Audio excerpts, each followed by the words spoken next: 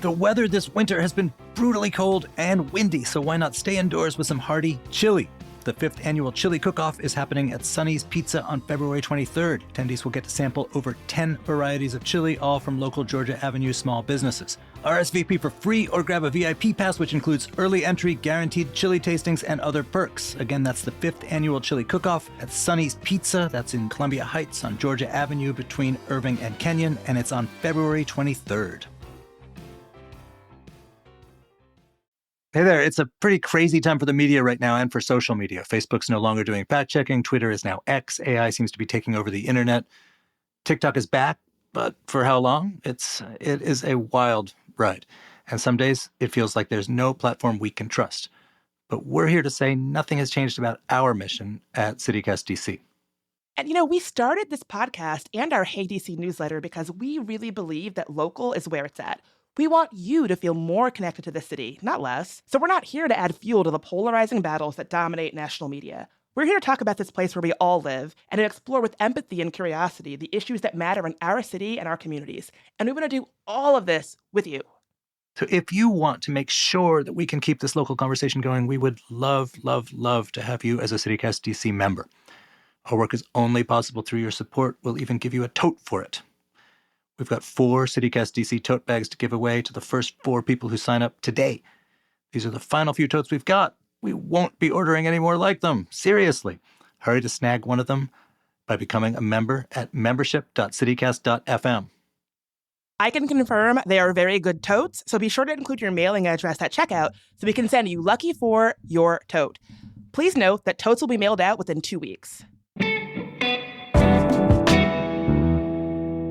Today on CityCast DC, so it has been a crazy few weeks for Washington, particularly. Whatever the national politics of Donald Trump and Elon Musk's war on the federal government in the district, this is our neighbors, our jobs, our economy that we're talking about. People are anxious, scared, very unused to this. That's right. So Mike and I sat down to talk about what we're hearing from our neighbors, our friends, and our community. Today is Thursday, February 6th. I'm Michael Schaefer. And I'm Bridget Todd, and here's what DC is talking about.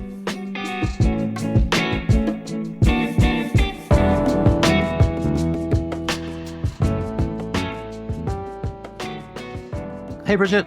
Hey, Mike. How is it going?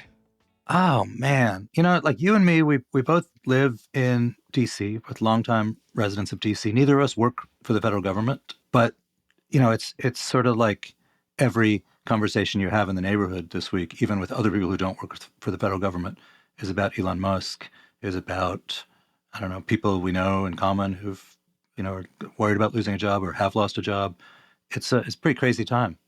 Yeah, that's exactly how I am feeling. And it's funny because, when you live in D.C., I think nationally, there is some understanding that, a lot of people in the area work for the federal government. But it's not really been a thing that my friends who don't live in D.C. have ever really reached out to me to talk to me about. And so I say that to say everybody I know, whether they live in D.C. or have some tie to D.C. or not, is talking about this. And they're using that same framing that you just used about, even though Elon Musk is not our president, it's very much about Musk. Right. And, look, there's 800,000 jobs in D.C. 200,000 of those are for the federal government.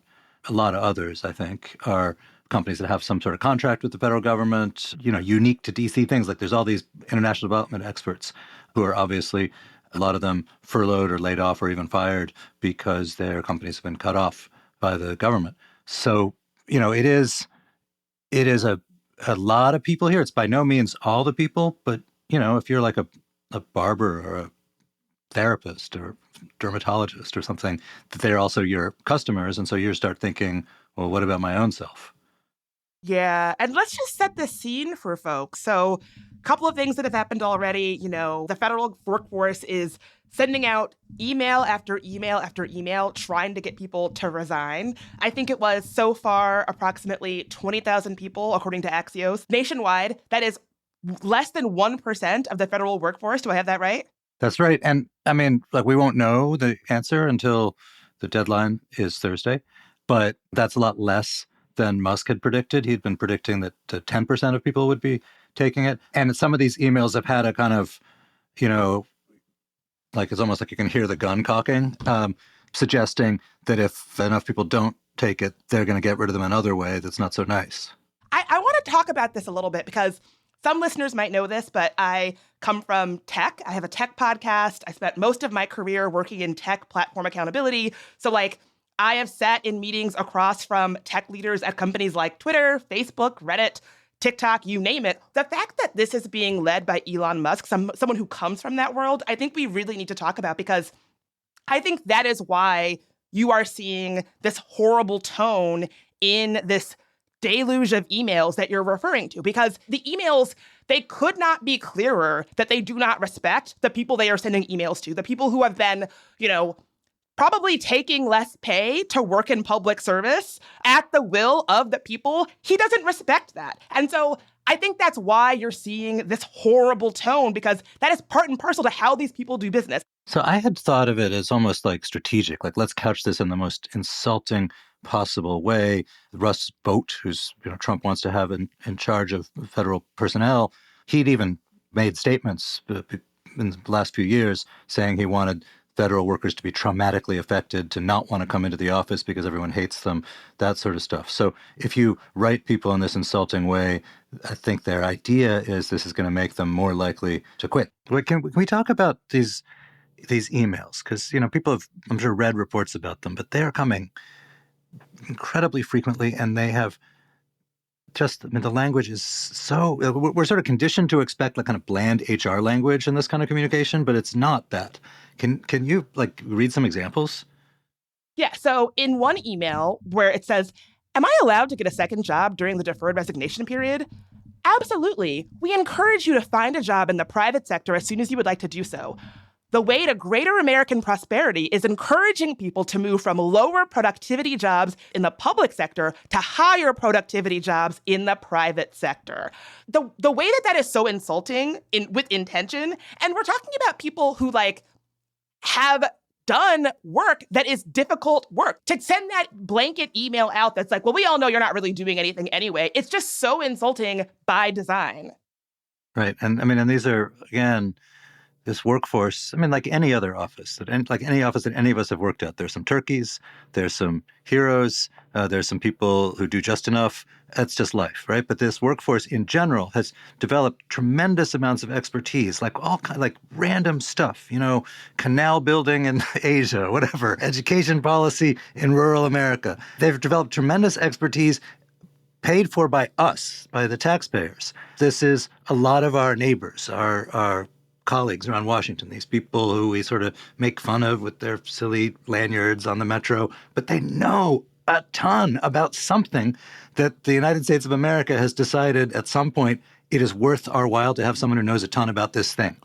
And the idea that they're just being pushed out, just as a citizen, that seems like a tremendous waste, in addition to whatever it's going to do to our city if they succeed at getting rid of them, or even if they don't succeed at getting rid of them, but do succeed in demoralizing and insulting them.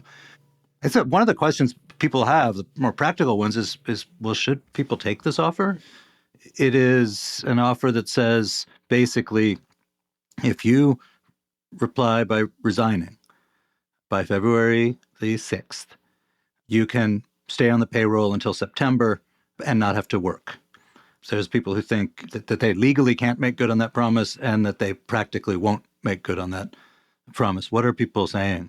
So we talked to Brad Moss, who specializes in litigation on matters relating to national security, federal employment, and security clearance law.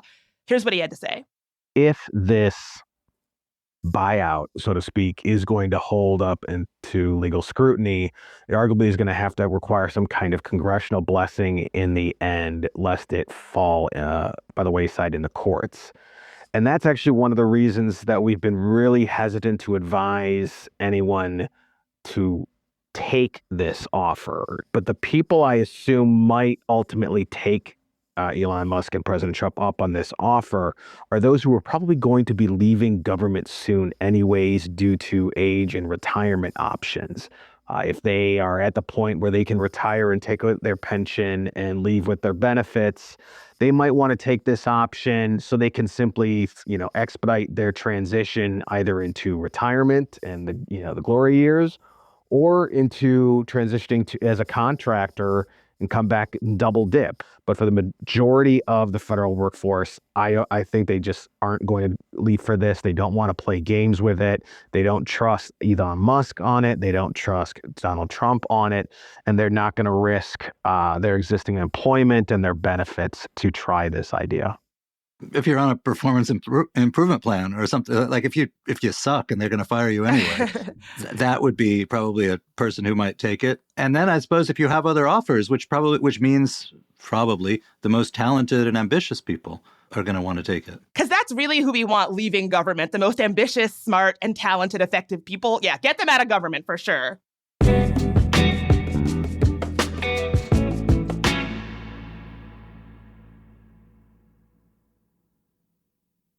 Hey guys, have you heard of Goldbelly? It's this amazing site where they ship the most iconic, famous foods from restaurants across the country, anywhere, nationwide. I've never found a more perfect gift than food.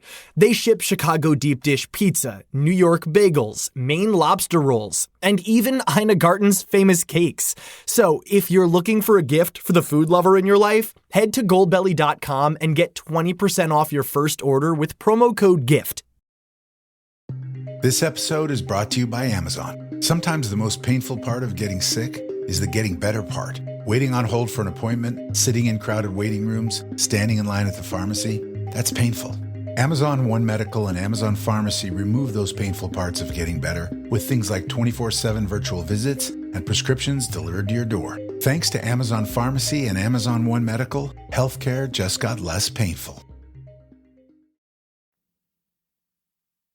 So the other thing, the horrific treatment of people has this downstream effect, right? I mean, if the basic bargain of DC, of Washington, working for the government was you, the employee, accept probably less than you would get if you were maximizing your income on Wall Street.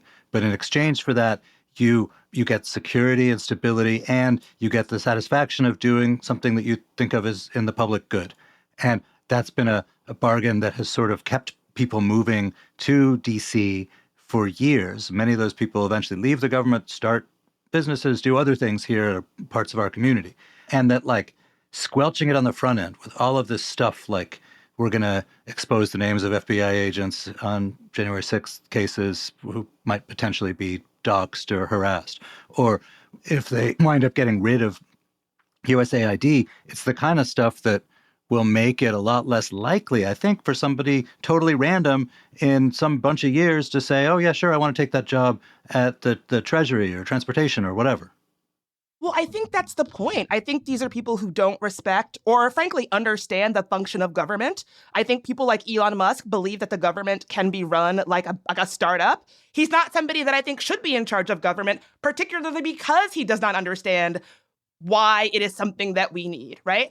And I think that's the point. I mean, these are people who intend to get rid of the Department of Education, right? Yet also they have this big plan that the Department of Education is somehow going to, be in charge on the most granular levels of what is taught on a state-by-state basis. Was you're getting rid of the Department of Education, but in Virginia, you're also going to be, involved in the minutia of what is taught in classrooms. How? Those two things don't make sense together.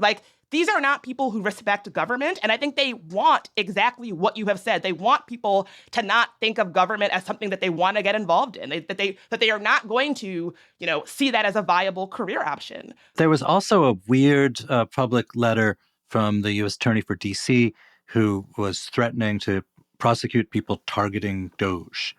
People said it felt McCarthyist. It certainly felt like he's performing for the president. In D.C., the U.S. Attorney, in the legal system, there are two separate but equal branches.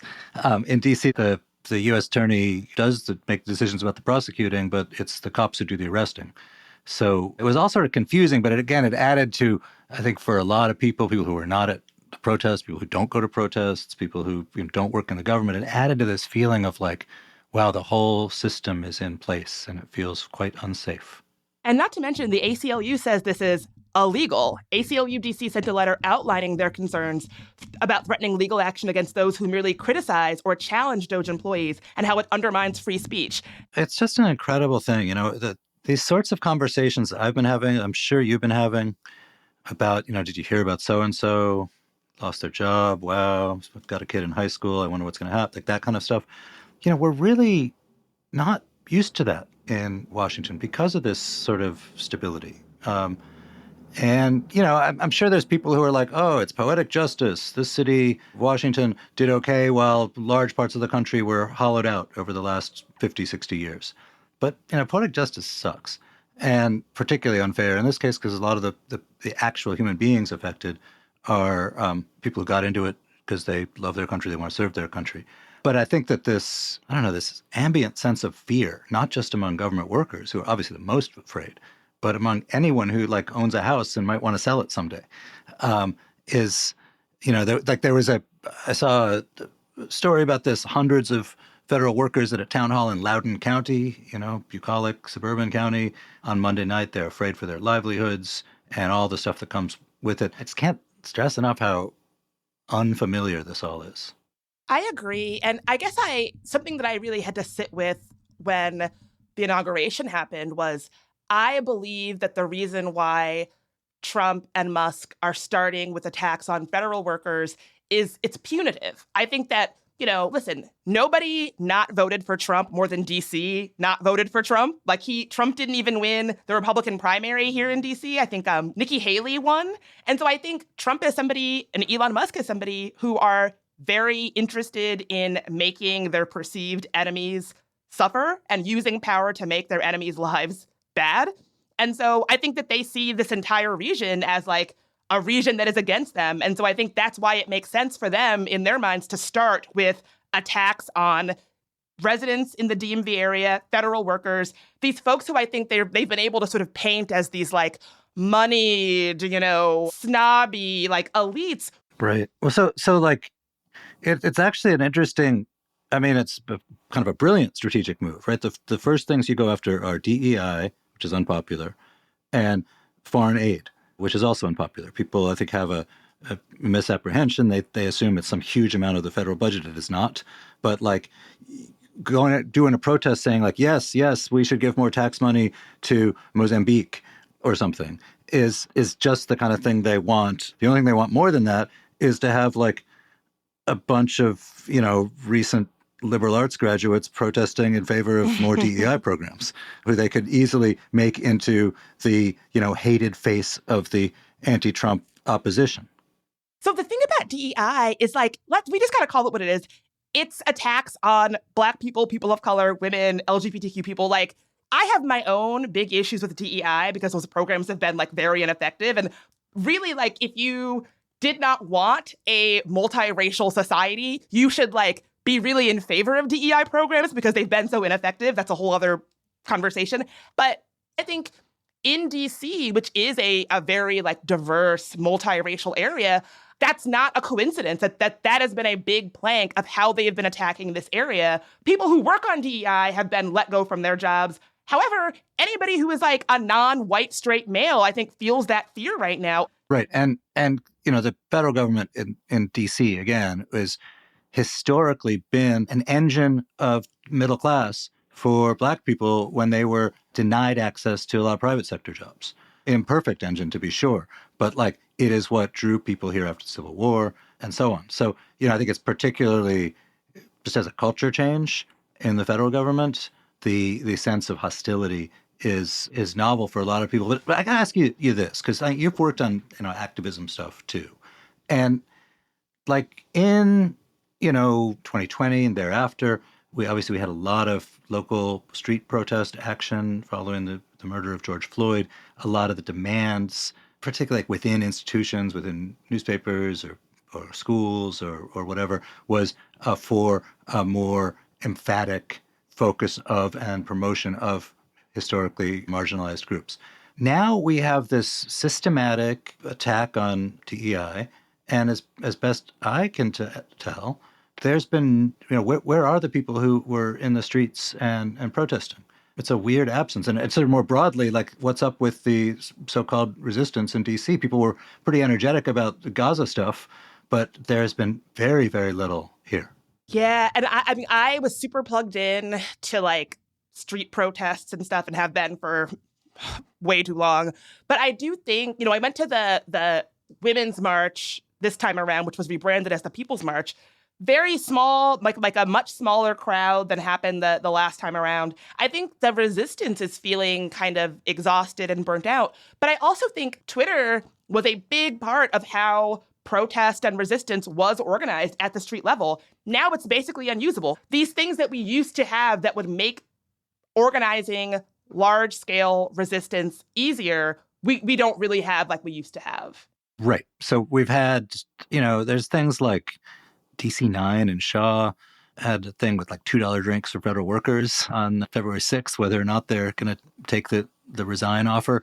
There's stuff like that. But this is not, thousands of people in the streets showing their outrage. And I think I think something like a systematic attack on the federal workforce, many of them are neighbors, many of them experts, is not the kind of thing that kind of animates American protest culture these days, because that protest culture is very focused on opposing discrimination and bigotry, and less so on something that feels wonky like the federal workforce, even though, as you've said, this is actually like a huge deal both for the viability of our city. And I think it's connected. Like, I think, I get what you're saying, that it's a lot easier to take to the streets when it feels like there's like a racial injustice. But this is a racial injustice. In my mind, these things are all connected, right? Like when you can label anybody who works in the federal government in anything that's adjacent to DEI, when you can push that person out, that's a racial justice issue. And so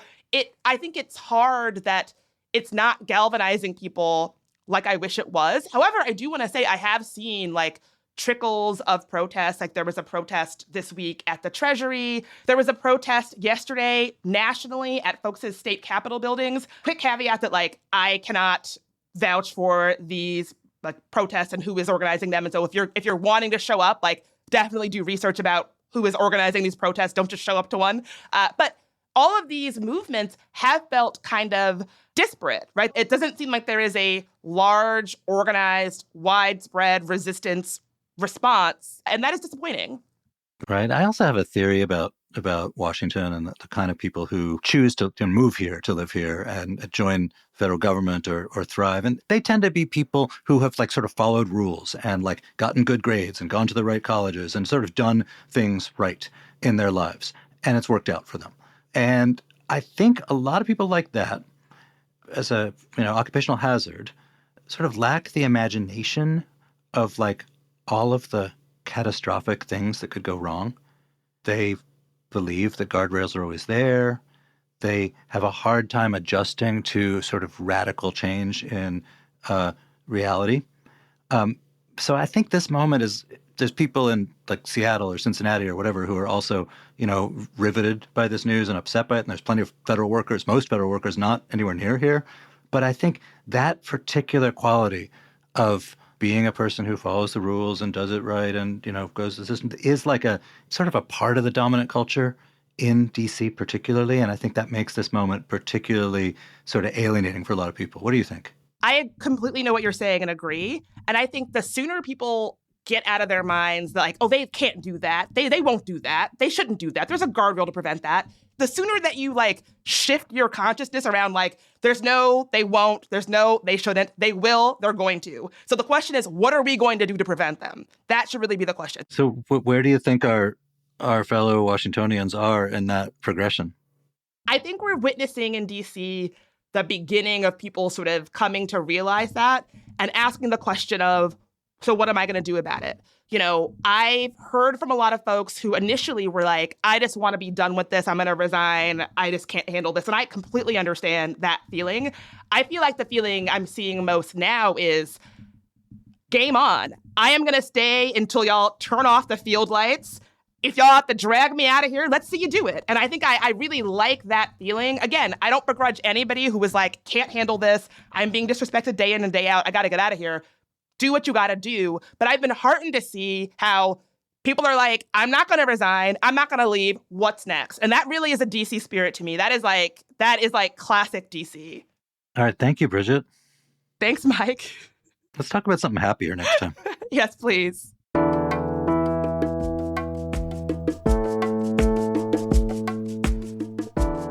That's all for today here on CityCast DC. If you enjoyed the show, please rate and review. It really helps us out. We'll be back tomorrow morning with even more news from around the city. Talk to you then.